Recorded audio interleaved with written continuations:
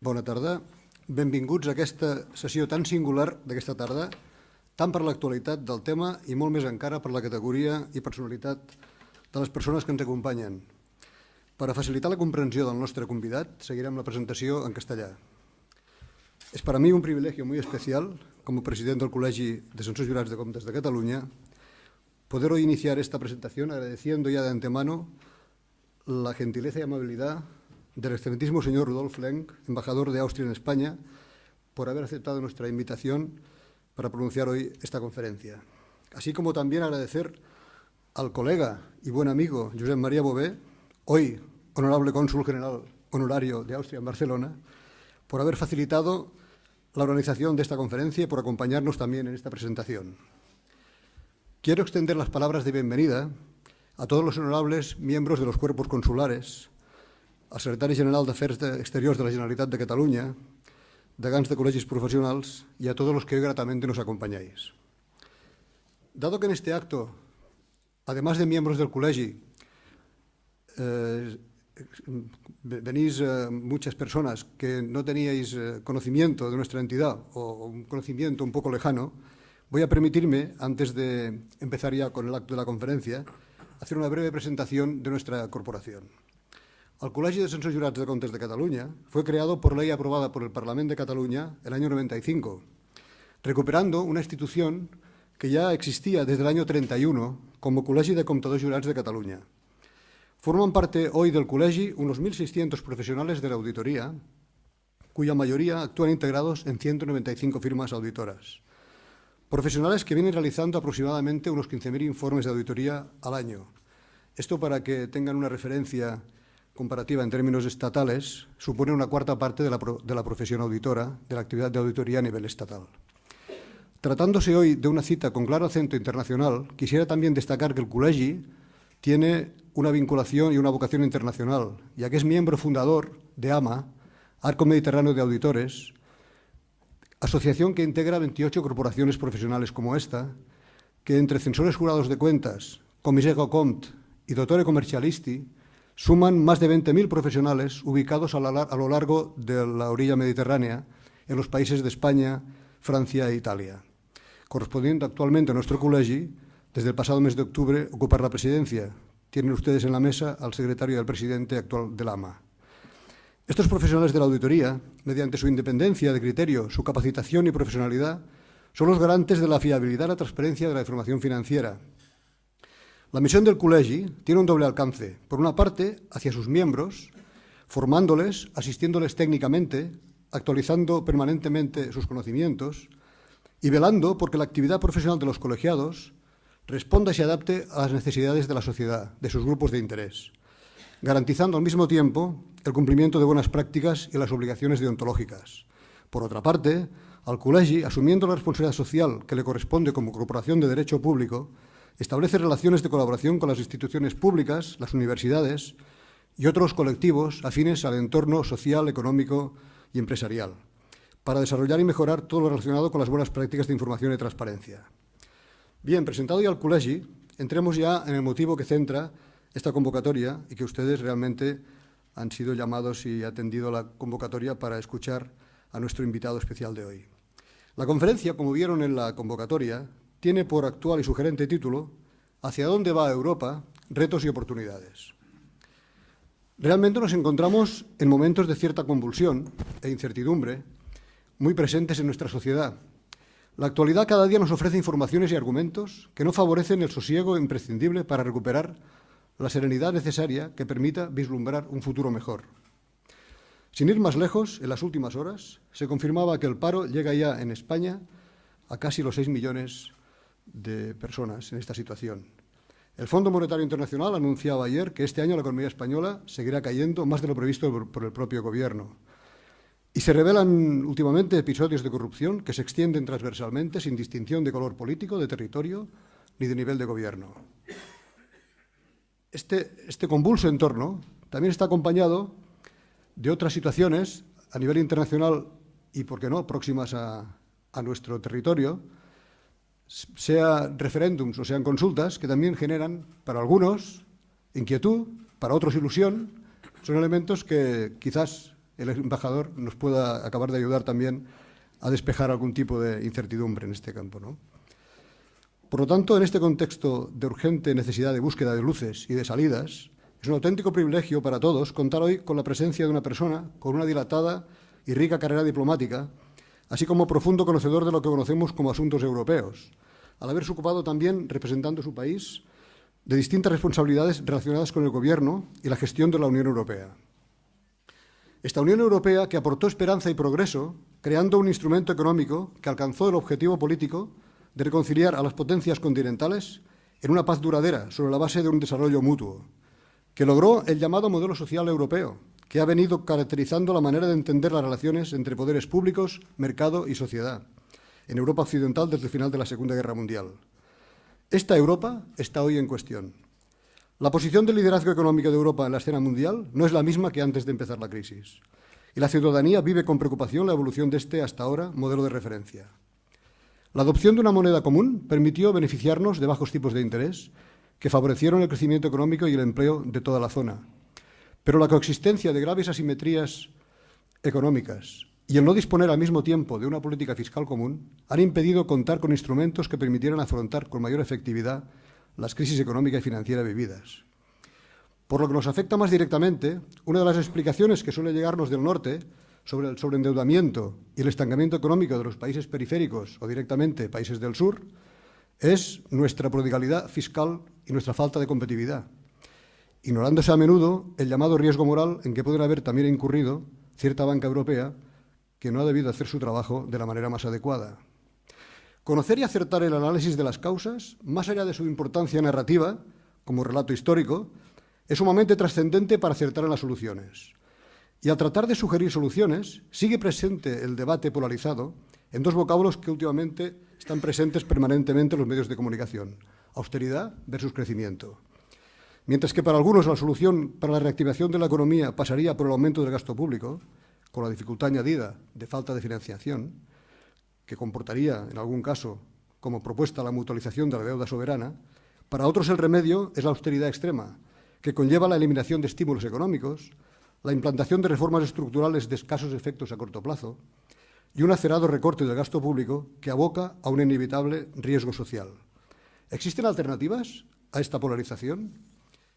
Nuestra respuesta, por nuestra parte, como profesionales del entorno económico-financiero, es una percepción de que cualquier solución a esta difícil situación actual pasa por la recuperación de la confianza. La confianza, que es un elemento clave del funcionamiento de la sociedad y de la economía. Más allá de la confianza en las personas, que no es irrelevante, observamos y nos preocupa la profunda crisis de confianza en las instituciones, cuyo liderazgo es clave para el funcionamiento justo, equitativo y eficiente de la economía y de las relaciones sociales en general. Y la confianza está íntimamente ligada con la transparencia. El acceso a la información y las normas de buen gobierno deben ser los ejes fundamentales de toda acción pública. Los países con mayores niveles en materia de transparencia y normas de buen gobierno cuentan con instituciones más fuertes que favorecen el crecimiento económico y desarrollo social. En estos países, los ciudadanos pueden juzgar mejor y con más criterio la capacidad de sus líderes y decidir en consecuencia. Permitiendo una mejor fiscalización de la actividad pública, se contribuye a la necesaria regeneración democrática, se promueve la eficiencia y la eficacia de las instituciones y se favorece el crecimiento económico. Volviendo al título de la conferencia, Quo vadis Europa? ¿Existe para Europa, y embajador, me voy a atrever a decirlo en alemán, en mi oxidado alemán, ya que el concepto fue creado en esta lengua, decía, ¿existe para Europa un Schicksalsgemeinschaft? ¿Se me entiende? Esto, yo trataba de decir un destino común, que es la palabra que encontré originariamente alemana o austriaca, no lo acaba de confirmar. Bien, a estas preguntas estoy seguro que vamos a tener respuestas inmediatamente en la conferencia que impartirá el excelentísimo embajador. Muchas gracias.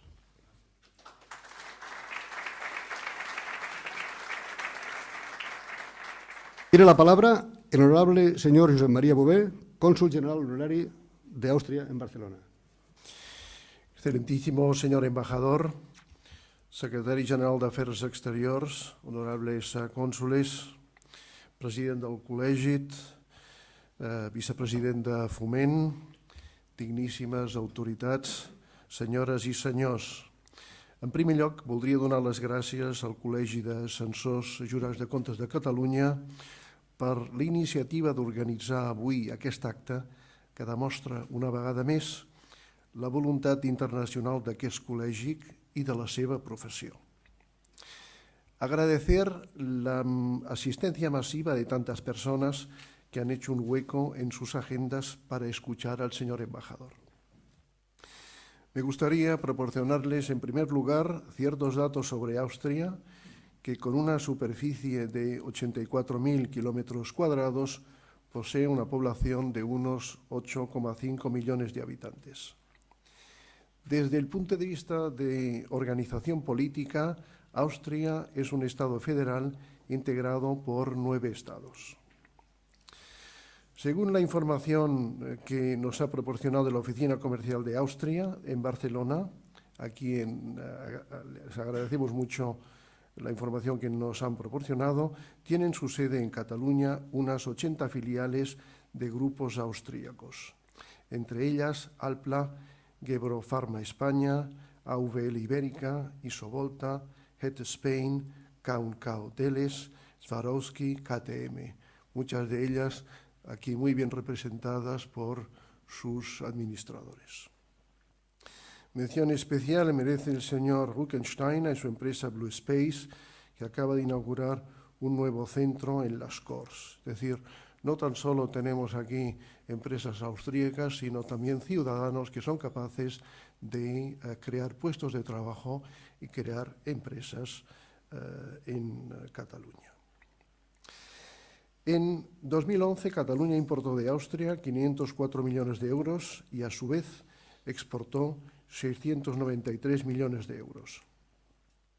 Las importaciones de productos fabricados en España por parte de Austria se estiman en 2.136 millones de euros y, a su vez, las importaciones austríacas se valoran en 1.966 millones de euros. Esta región, Cataluña, recibe el 25% de las importaciones del total del Estado español y exporta al país alpino ni más ni menos que el 40% del total de las exportaciones españolas. Siendo un país relativamente pequeño por su población, Austria detenta una economía volcada a la exportación, con empresas internacionales extraordinarias, muchas de ellas líderes en su sector y poco conocidas por el gran público al ser hidden champions. Un modelo económico del que vale la pena extraer algunas conclusiones. Como dato importante, indicar que se destinan en Austria un 2,8% del PIB a I+D. En Barcelona, la oficina comercial posee un equipo de 6 personas que ayudan a las empresas austríacas en estudios de mercados, organización de ferias, búsqueda de partners, etc. La organización cameral austríaca es un modelo a estudiar. Tiene presencia en más de 70 países con 110 oficinas. Algunos indicadores económicos en los tiempos que corren son de auténtica envidia. Por ejemplo, una tasa de paro del 4,5%, la mejor de los países de la Unión, y una economía que mantiene un ligero crecimiento del 0,%. Otros datos de interés: el PIB de Austria en el ejercicio 2011 fue de 300.000 millones de euros. La renta per cápita de los ciudadanos austríacos es de 36.000 euros y la tasa de inflación del 2,4%. En materia de relaciones laborales, las buenas prácticas que han desarrollado el gobierno austríaco, los agentes sociales y los empresarios en materia de relaciones laborales, el llamado modelo austríaco, permiten aislar la espinosa cuestión de las indemnizaciones por rescisión de puestos de trabajo en las empresas en crisis, garantizando los importes capitalizados a los trabajadores. El turismo es también, como en España, un sector muy importante, ya que contribuye al 5,5% del PIB. Respecto a la sociedad civil austríaca en Cataluña, la más numerosa del Estado español, está formada por un conjunto de personas, 1.600, todas ellas bien integradas en el tejido social y muchos de ellos ocupando puestos de responsabilidad en empresas locales. Para hablar de Austria, nada mejor que su embajador, el excelentísimo señor Lenk, aunque no nos va a hablar de Austria, sino de otros temas, y permítanme que les presente al doctor Lenk.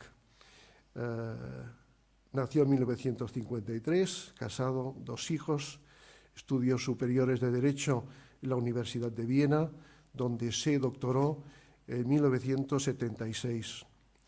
Su carrera diplomática, después de entrar en el servicio en 1976, pasa por estancias en el Ministerio Federal, en Belgrado, en Washington, en Avian, en Buenos Aires. Estuvo en Madrid de 1992 a 1996, por eso detenta un castellano impecable. Desde 1996 al 2000 estuvo en el Ministerio Federal de Asuntos Exteriores. En 1996, director de la Secretaría Ejecutiva de la Presidencia Austríaca en la Unión Europea. En 1999, subdirector general de Asuntos del Consejo Europeo y Consejo de Asuntos Generales. Del 2001 al 2005 vuelve a México como embajador. Del 2005 al 2007 vuelve otra vez a Viena, en el Ministerio Federal de Asuntos Europeos e Internacionales, donde era subdirector general para las Américas. Del 2007 al 2009, director general de Asuntos de Integración y de Política Económica, coordinación de asuntos de la Unión Europea. Y desde diciembre del 2009 tenemos el privilegio de que sea el embajador de Austria en España. Y esta tarde nos va a hablar de hacia dónde va Europa, retos y oportunidades. Señor embajador, the floor is yours. Muchas gracias.